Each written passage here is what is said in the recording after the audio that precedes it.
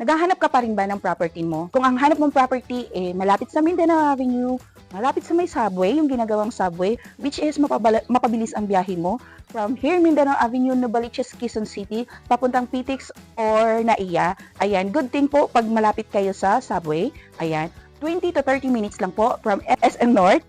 Ayan, mga ma'am and sir, itong property po na introduce ko sa inyo, malapit lang po ito sa SM Novaliches or tricycle by 5 minutes. Ayan, beside sa TV5. Ayan, so ito po yung property dito sa Alfred Novaliches, Quezon City. Ayan, lot area po nito is nasa 55 square meter.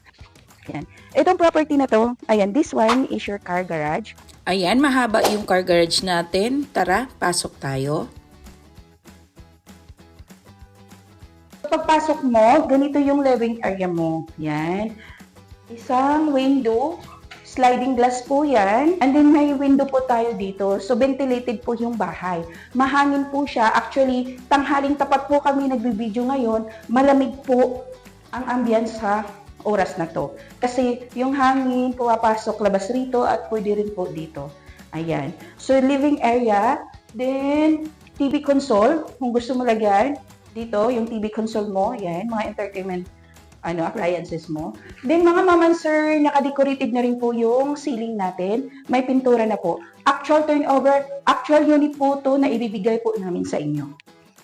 On this side is your dining area. Yan. And then, this is your kitchen area. Yan, lagyan mo lang ng ilaw.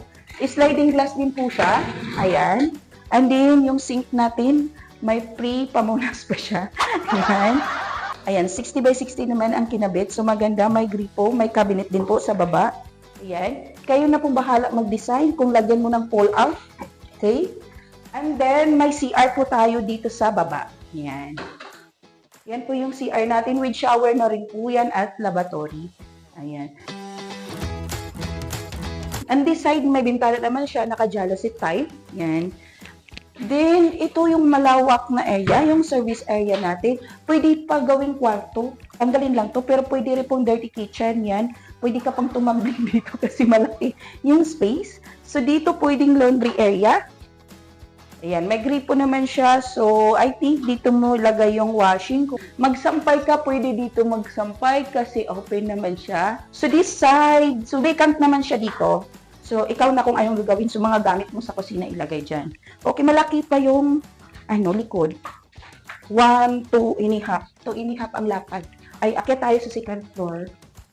And then, by the way, ma'am and sir, this is 2-story townhouse. 2 bedrooms, 2 toilet and bath, and 1 car garage. Akyat tayo sa taas. Ang hagdanan po natin is half spiral.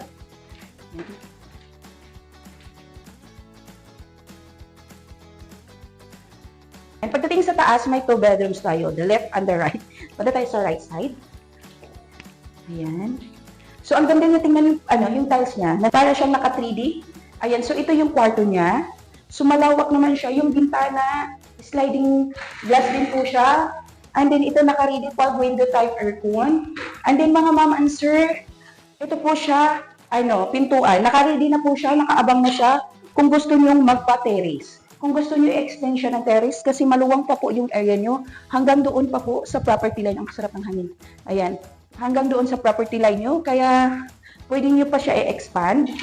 Ayan. And then this side naman po, sa likod ng pinto, may ready na po siya cabinet, built-in cabinet. Okay. O, diyan mo ilagay yung mga cover ng sopa niyo or bedsheet niyo. Ayan. So, then dito po, ayan, di ba? Ang ganda ng cabinet niya. Ayan. Kasama na po yan. Okay? So, ito yung pintuan niya. So, malaki naman siya.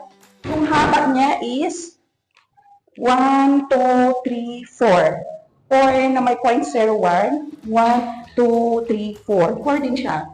4 by 4. Nakaready na rin po yung mga switch. Yung saksaka naman, every corner naman siya mayroon dito. Diyan, at saka doon po sa may baba ng bintana. So kung anong rearrange mo sa kama mo, pwede siya kasi lahat naman may saksakan. Okay? And then punta tayo dito sa pangalawang kwarto. Ayan. Ika. Yan. This side, yan. Sa pangalawang kwarto natin, para sa window type aircon, sliding glass pa rin siya. saksakan. Sukatin ko lang 1, 2, 3. And then yung haba, 1, 2, 3. 3 and a half.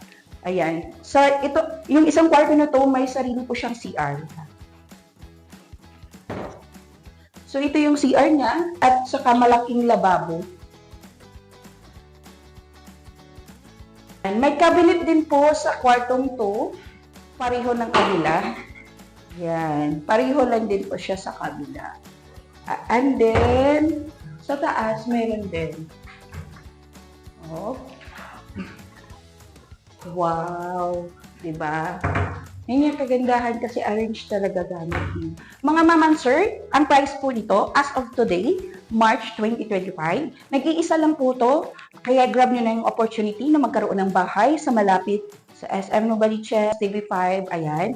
Ayan, Quirino Highway na po yan. Kung saan kayo pupunta, lahat po accessible na sasakyan 24/7 po yan. Ayan. Para sa presyo naman po, nasa 4,600,000 po. Pwede po siyang cash payment. Ayan, negotiable po yung price pag cash payment. And then kung installment naman through bank financing po tayo, ayan, reservation is only 20,000 pesos. Ayan. And then 20% of 20% of total contract price is down payment and 80% loanable through bank financing. Ayan, mga maman sir, if gusto nyo makita ang actual na to or interested kayo sa unit na to, message nyo lang po ako sa number na to. Ayan. Thank you for watching. Please like, share, and subscribe.